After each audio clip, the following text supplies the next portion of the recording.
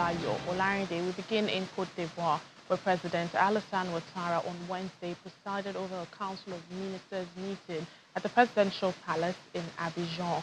The Ivorian presidency confirmed President Ouattara's attendance in a statement, including showing pictures of the president and cabinet members at the meeting. His attendance debunks rumors of a military coup that spread rapidly across social media platforms in the country while the government meeting took place. Among other issues, according to the statement, officials addressed the diversification of electricity sources and adequate housing for citizens at the meeting. Multiple accounts spread the allegations of a coup in Côte d'Ivoire via various social media platforms, claiming that the president may have been killed as the military forces allegedly took over on Tuesday. However, Ivorian journalists on ground say this is not true. U.S. President Donald Trump hosted his South African counterpart, Ramaphosa, at the White House on Wednesday amid tensions between the two countries.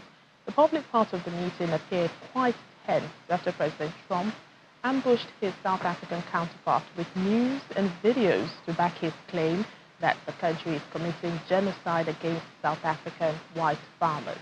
President Ramaphosa reiterated that there is no genocide in his country.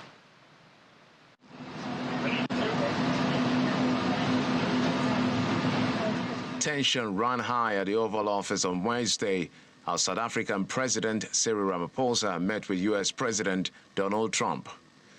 The Oval Office meeting began cordially until Trump asked for the lighting to be lowered for a video presentation. The mood shifted. The meeting, intended to mend ties, took an unexpected turn when Mr. Trump ambushed the South African delegation with a video montage alleging white genocide in South Africa. The mayor of DA in PE is a white man. So these people, when you want to hit them hard, go after a white man. They feel a terrible pain. President Trump confronted President Ramaphosa about violence against white farmers, claiming the South African government wasn't doing enough to stop it. A visibly uncomfortable Ramaphosa denied these claims, emphasizing that crime affects all races and that his government opposes violence.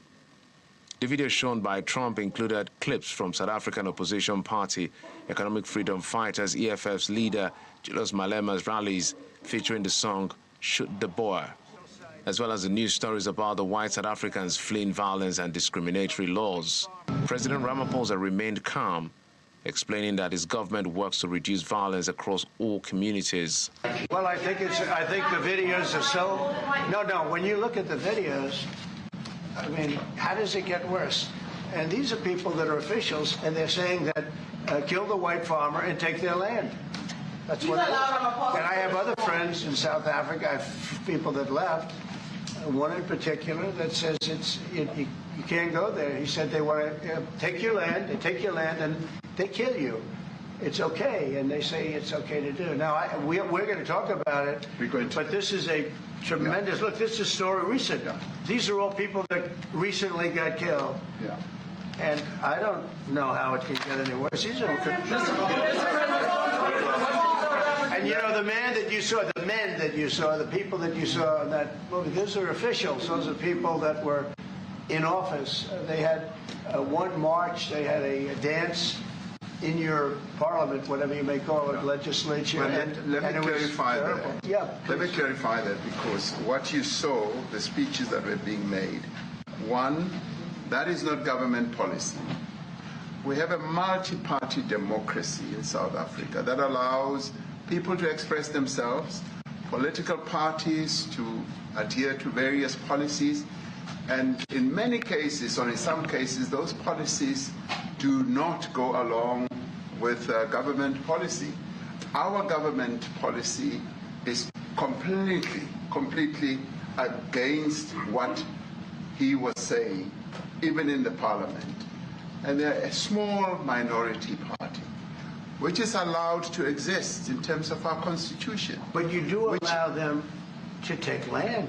No. You do allow them to take land. Nobody can and then take when land. they take the land, they kill the white farmer. And when they kill the white farmer, nothing happens to them. No, Nothing happens to them. There is criminality in our country. People who do get killed, unfortunately, through criminal activity, are not only white. President Ramaphosa also said that he hoped Mr. Trump would listen to the voices of South Africans when asked by a reporter what it would take for the U.S. leader to be convinced that there is no white genocide in South Africa. Well, I can answer that for the President. It's for him. No, seriously. I'd rather have him answer. Yeah, I'd rather answer that. It will be. Our President will respond to you. Yeah, Thank you, Mr. President. It will take President Trump listening to the voices of South Africans, some of whom are his good friends, like those who are here. When we have talks between us on the around a quiet table, it will take President Trump to listen to them. I'm not going to be repeating what I've been saying. I would say if there was Afrikaner farmer genocide, I can bet you these three gentlemen would not be here, including my Minister of Agriculture. He would not be with me. So it'll take him, President Trump, listening to their stories, to their perspective. That is the answer to your question. Wednesday's meeting came days after the arrival of 59 white South Africans in the U.S., where they were granted refugee status. The meeting highlighted the complexities of U.S.-South African relations with divergent views on South Africa's racial and security concerns, raising questions about the future of U.S.-South Africa relations. Well, despite that tense meeting, Mr. Ramaphosa said his talks with Mr. Trump, which focused on trade and investment, went well and called the visit a great success. South African leader hailed Wednesday's meeting, saying there was a firm agreement to continue engagements, particularly on trade and investment. He also downplayed Trump's confrontation in the Oval Office, instead saying he believed there remained doubt and disbelief in Mr. Trump's mind over his claims of white genocide. President Ramaphosa also says he expects Trump to visit South Africa and also the U.S. participation in November's G20 meeting.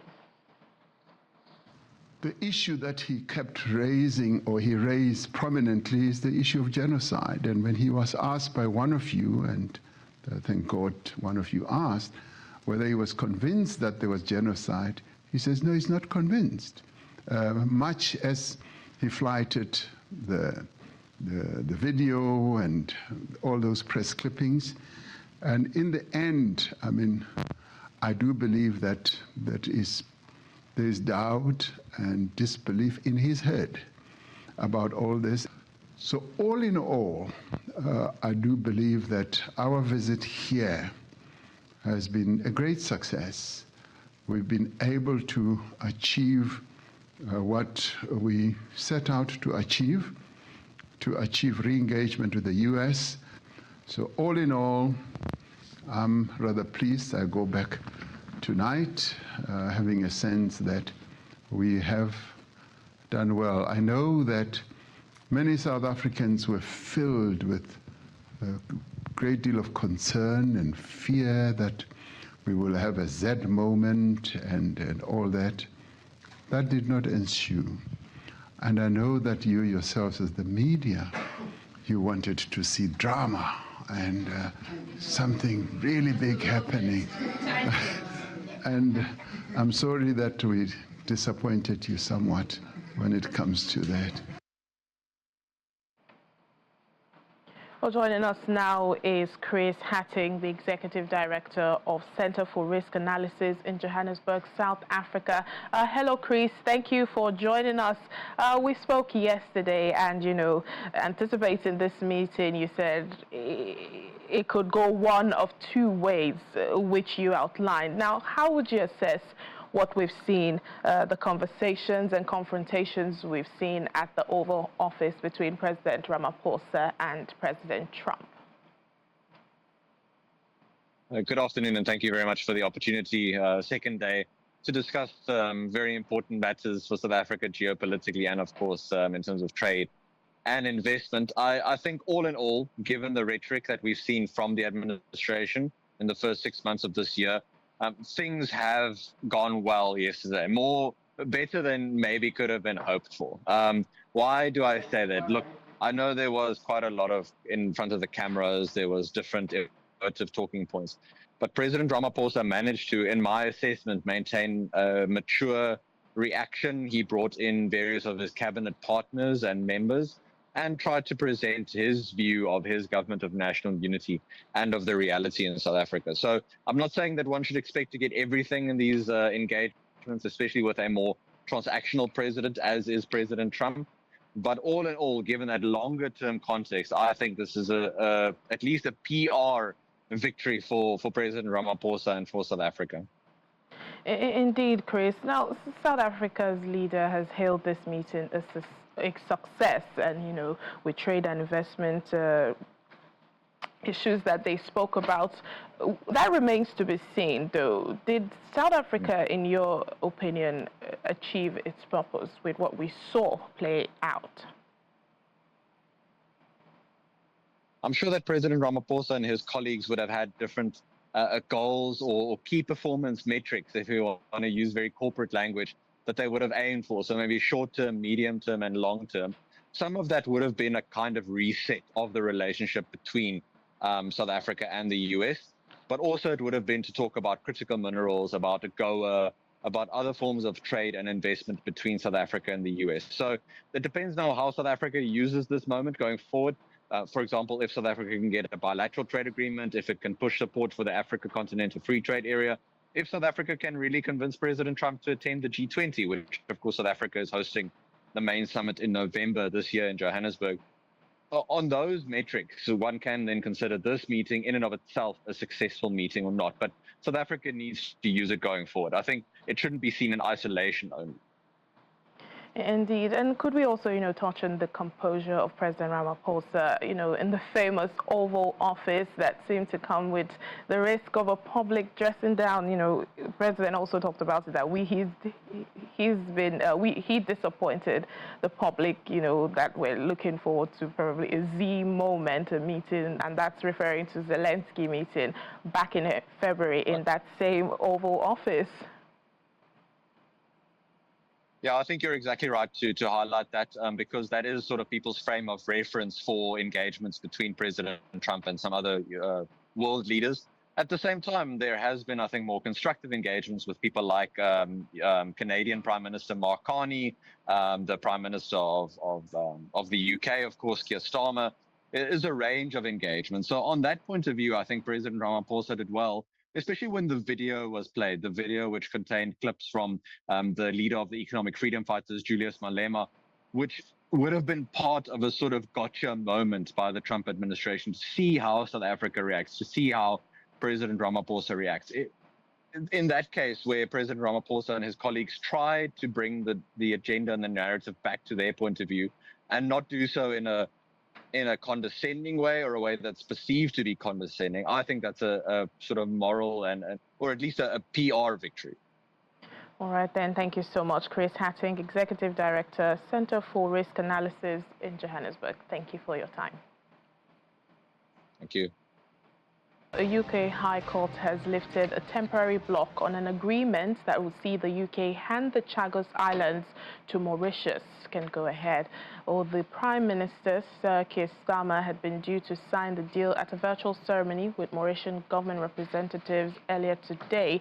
In a last-minute court injunction, a High Court judge temporarily halted the deal until a further court order. However, at a fresh hearing, the judge, Mr. Justice Chamberlain, said the injunction should be discharged, clearing the way for the deal to be signed. Now, the deal will see the UK give sovereignty to the Chagos Islands to Mauritius, but allow the UK and the US to continue using a military base located on the Indian Ocean archipelago for an initial period of 99 years.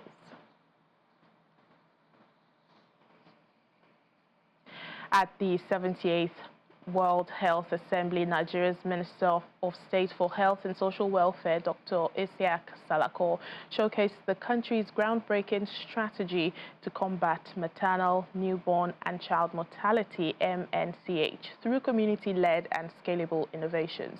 At the high-level panel titled Innovate to Scale, Dr. Salako also underscored that although global progress on MNCH remains sluggish, Nigeria is responding with urgency and determination. In 2024, Nigeria launched the Maternal and Newborn Mortality Reduction Initiative, MAMI. Dr. Salako describes it as a targeted, equity-driven intervention that channels resources into 172 local government areas, locations where over 55% of the nation's maternal net deaths occur. The initiative features facility-linked pregnancy tracking, delivery kits, and culturally sensitive outreach involving traditional birth attendants and religious leaders, with the goal of enhancing trust in the health system and increasing skilled birth attendants. Well, joining us now for more discussions on maternal health in Nigeria is Dr. Fejiro Chinyenwoko. She's the CEO, Nigeria Solidarity Support Fund, NSSF. Thank you for speaking to us on Network Africa. Thank you for having us. Well, unfortunately, Nigeria is said to be one of those countries with a high maternal mortality rate. What are the most common causes of this in the country, and why is it that maternal health equity is still a challenge?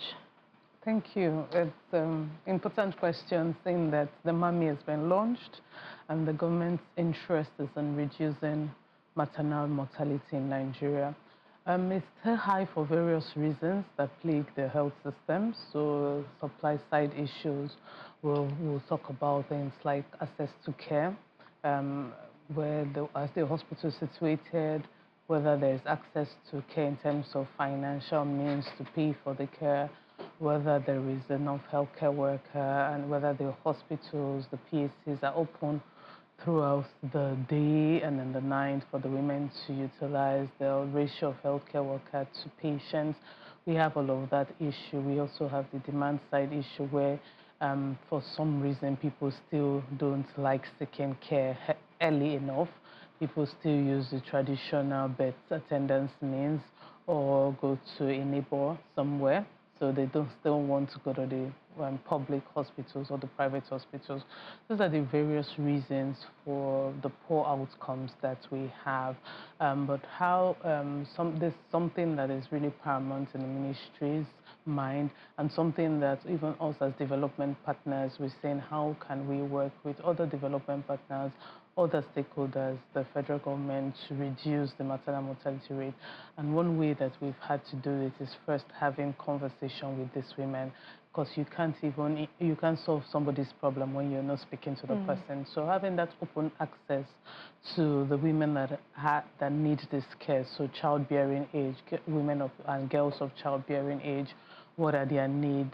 How can we help? What are the deterrents to seeking care? And when they go, what's their experience like, because we know that word of mouth is very important in healthcare. So if someone goes and doesn't have a great experience, then they spread the word and many people don't go. What are their experience?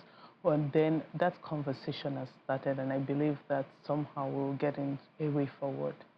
Indeed, and even as the conversation, is ongoing, you've mentioned the major barriers to accessing maternal health care services in Nigeria, and unfortunately, particularly in the rural areas, it's much more difficult. But how can healthcare providers, improve this access that we've spoken about to skilled birth attendants, to emergency obstetric care in the country?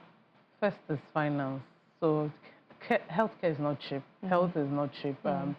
I know that a lot of times health is termed as a social good, meaning that somebody is paying to offset the bill for the care. And that's what has happened in our public health system, is that the government pays for, subsidizes health for everyone. We can't pay the salaries of the doctors, we can't pay the running of the hospital, but it's still expensive. So funding for the health facilities needs to be optimal. If not, we will not be able to provide service to the end users. And I think that that's one of the major challenges in terms of our budgetary allocation to health, and then when the budget comes out, how the money is being spent, the efficiency around it.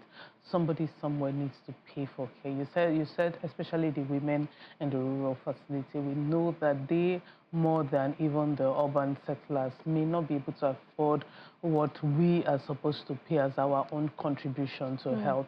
And that's why health insurance is very important, whereby you can pay before you need care, and the pooling of everybody's resources can take care of you when you need care. And that's avoiding out-of-pocket pay. Over 70% of Nigerians still pay out-of-pocket for healthcare. That avoiding out-of-pocket pay can improve the access to care, meaning that you would have removed the financial barriers, so people would not, or women would not, as a result of finances, not seek care early enough. So they would have removed that barrier. And so health insurance is very important. The coverage in Nigeria for health insurance is still in one digit, about 3 or 4%. So it's still very low. So our conversations has been with policymakers and with advocates to say that how can we improve the number of women in childbearing age that are enrolled for this health insurance scheme, either the government, the private, the public, or the private health insurance scheme, whichever, or state health insurance scheme, whichever is affordable to them, so that money will not be a problem, and also so that the facilities will be able to utilize these pooled resources to improve their services. All right. Just before I let you go, can we also talk about, the stigma surrounding pregnancy and childbirth? Some people would say the cesarean section is not the best, or it's not a natural birth, and stigmatizing those who go through such a means of giving birth. So could you speak on that?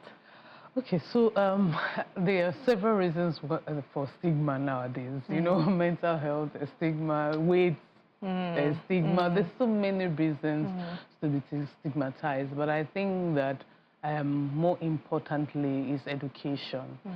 Education is one way to enlighten everyone to say that there is nothing wrong with assisted delivery. Assisted delivery could be assisted normal vaginal delivery or assisted cesarean delivery. So for cesarean section, it's not a capacity issue. It's nothing that the woman has done wrong. It is as a result of certain complications around the birth canal that is making the baby not being able to come down. And nobody really plans these things. So and it happens to anybody, everybody. Sometimes it happens to women that have given birth vaginally before, and then they get to their third or fourth pregnancy and something happens, they have to do a CS globally. It doesn't take from the strength. It has nothing to do with the woman. It's just like same gender or gender of the birth. It has nothing to do with the woman. So there is no personal effort that you could have put in to give birth naturally. And then when you give birth through cesarean section, the truth is that it's now very safe. So there is no health concerns, as it were, for that. Although, yes, it's still a surgery, it may come with its own complication, but now the cesarean sections are fairly safe. You have very few cases of complications. So there is no reason. In fact, some people now even prefer to go through cesarean section because they can be sure of the outcome. They don't want any story that, okay, as the baby was coming, something now happened, now your baby is not breathing well, you are now dealing with birth asphyxia. With cesarean section, all of that has been removed. So I think it's the education of women to be able to understand that this provision is also from God, to be able to help in case of any problem with the birth canal. All right, then. Thank you so much, Dr. Fejiro Chinyenwoko, CEO, Nigeria Solidarity Support Fund. Thank you for speaking with us. Thank you for having me. Thank you. I appreciate it. And that's where we end Network Africa for today. Thank you so much for watching. I'm Layo Olarinde.